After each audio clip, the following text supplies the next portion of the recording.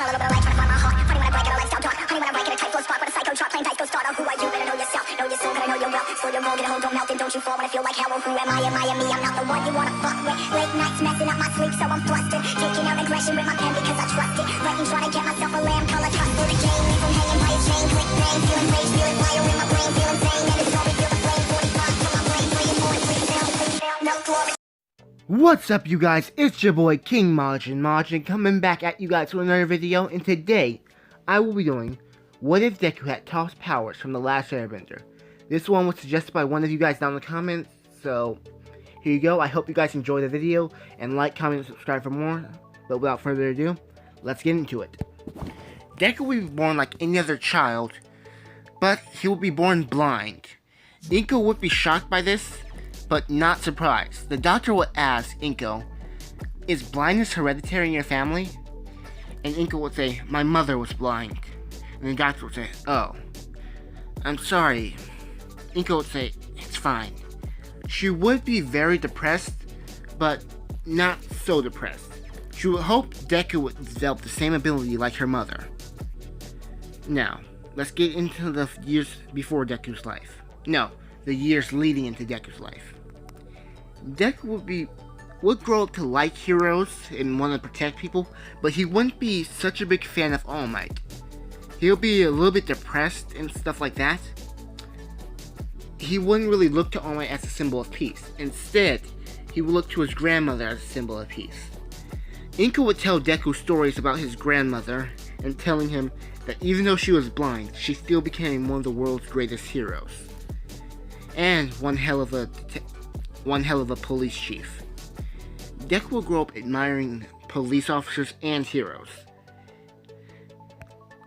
One day, when Deku was hanging out with Bakugo and his friends, Bakugo's friends leave off and Deku and Bakugo are walking around, looking at the town from a big tree, until a big dog comes out of nowhere. Bakugo is scared, visibly scared. Deku would hear this and he would ask Bakugo, "What's up?" Bakugo would say, There's a big dog coming after us." Deku would then pull Bakugo to the side and say, "I got it." And Bakugo would say, No. Bakugo would be just terrified, hiding behind Deku. Because in this case, neither of them have their quirks yet. The dog would get closer and lunge at Deku. But out of nowhere, Deku would lift its hands, causing a rock pillar to come up, hitting the dog in the chest, sending it flying. Bakugo would be surprised and tell Deku, "You just unlocked your quirk." And Deku would ask, "What is it?" And Bakugo would say, "Yep, I think it's some rock manipulation thing." He wouldn't say rock manipulation, but yeah, because he's a kid and all that, but he would probably just call it, "I think you can move rocks with your mind." Something like that. Deku would then ask Bakugo to take him home so he can show his mom. Bakugo would do this, and Deku would walk in telling his mom he unlocked his quirk. Inko would then be asking, "What is your quirk?" hoping it to be her mother's quirk. He would then lift 3 rocks in the air, and Inko would light up and ask Deku this, "Do you want to be a hero?" And Deku would say yes. "Do you want to learn how to see?" And Deku's whole body would light up, and he would say, "Yes!" "Then, we're gonna go somewhere for a while, to the city where I grew up." And Deku would say, "Yeah, I'm gonna be a hero and I'm gonna get to see." Later that day, Inko and Deku would get all their stuff gathered up and head out to the airport. On their way, they would look over and see the city that they're about to head to, Zaofu. I believe that's what it's called. A city made encased in metal. Inko would tell Deku, "This is where I used to live." And Deku would say, "Really? This place is awesome." And Inko would tell him, "At least everyone here has some quirk involving minerals, or earth in some cases."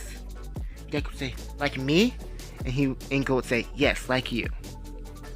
Let's go meet our family." "We have family here," Deku would say. Inko and Deku would walk in seeing Sue, and Sue would ask her, "What are you doing here?" And Inko would say, "I'm here for my son." Sujin would then come into the room and say, you're back. Inko would say, yes, I'm back, but not for myself, for my son. And they will ask why. And Inko would then ask Deku to lift up some rocks and show them. They would say, so he has our quirk. And Sujin, I believe, would say, looks like he's inherited something from Mom too. Inko would say, yes, he's blind. I want to ask Mom to teach him how to see. Sujin and Sue would say, Mom is gonna be here for a while. She's out journeying the world again. Inko would say, oh, really? I guess we'll leave. Sujin and Sue would say, we can teach the boy. We learned all of Mom's tricks. And Inko would be hesitant. I'm sorry about that, but Inko would be very hesitant and say, Deku, do you want to train with them? And Deku would say, yeah, as long as I can become a hero and see. And Sujin and Sue would ask him, why do you want to be a hero, kid? To protect everyone. They would look at each other smiling and say, okay. And later, like a day after Inko and them had got there, Deku would have begun his training with Sue, Jin, and Sue, learning metal bending and earthbending over the course of 5 years. So, yeah, 5 years later. 5 years of earthbending and metal bending later. I know you guys must be thinking 5 years is a long time, but to become really proficient with it and metal bending at the same time, I think 5 years is a good enough time.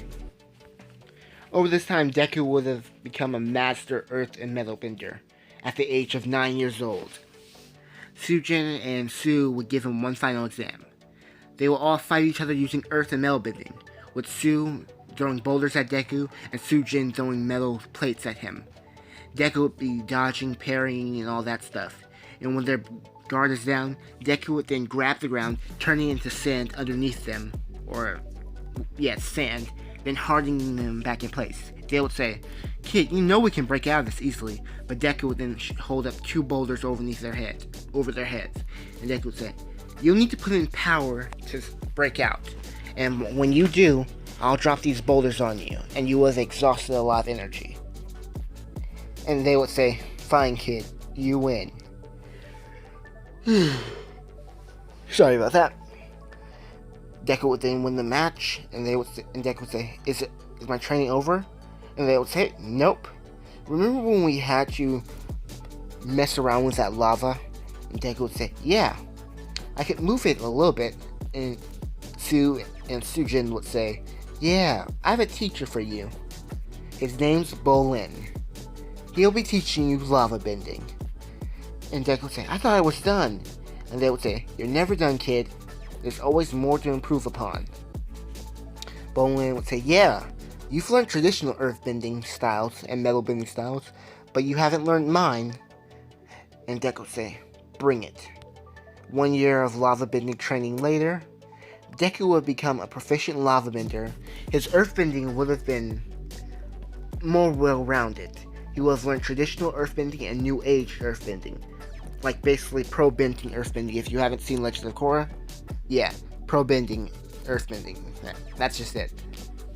Like only using small rocks and being quick on his feet. He would even learn some fluid motions to better use his lava bending. But one day, Sujin, Inko, and Sue and Deku would be eating in their dining room, and they would then say, Mom's back. Inko would say, finally! 6 years we've been waiting. And Sujin would say, 6 years? I thought you want us to let the boy train. That didn't sound right. She would say, I thought you wanted us to train the boy. And Inko would then say, yes, for a while, but Mom is more proficient with this. You guys never really cracked metal bending, and your seismic sense probably isn't as sharp as Mom's. And they would be offended and say, you're probably right. And Toph would then walk in saying, where's my grandchild? And Deku would say, hello. And she would say, oh, look at this twinkle-toed little boy. Not a little boy. Look at my twinkle toe. Look at my twinkle toe. Oh my god. Look at my twinkle toe. You guys do not laugh at me in the comments. Look at my twinkle-toed grandchild. Got it. Deku would say, what? You want to learn earthbending from me, right? And Deku would say, yeah. And Toph would say, prepare. The next day, Toph would measure up Deku's earthbending, metalbending, and lava bending, and she would completely destroy him. Toph is the world's greatest earth and metal bender. Probably not metal bender, but greatest earthbender. She would take Deku to school and tell him, ugh, they didn't train you hard enough. 4 years of hell later, Deku would have been leagues above where he was after the training with M.I.M.E, probably 3 times stronger. He would have completed his training with Toph, and she would say, you've done well, kid. Really well. No one should be able to mess with you. And Deku would say, thank you, grandmother. And Toph would say, you're welcome, Twinkle Toes. And Deku would say, can you stop calling me that? And Toph would say, nope. A few days later, Deku and Inko would prepare to leave, saying that they need to get back to their normal lives. Sujin, Sue, and Toph would say, come back anytime. We'll miss you guys. And they would say, bye. And Deku would then hug his grandmother, running out the door, leaving. They would be in the airport when Deku would be thinking, I'm finally going back. Huh. And now I can see everything.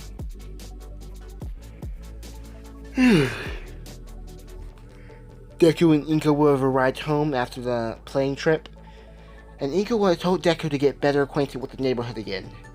She wouldn't be worried knowing that he could see, not with his eyes, but feel the vibrations like Toph does, so she wouldn't be as worried as she was when he was a kid. Deku would then be walking around. He would walk down the tunnel, then he would feel something, a sludge villain. No, something moving behind him. He wouldn't know it's a sludge villain, he would just feel vibrations moving.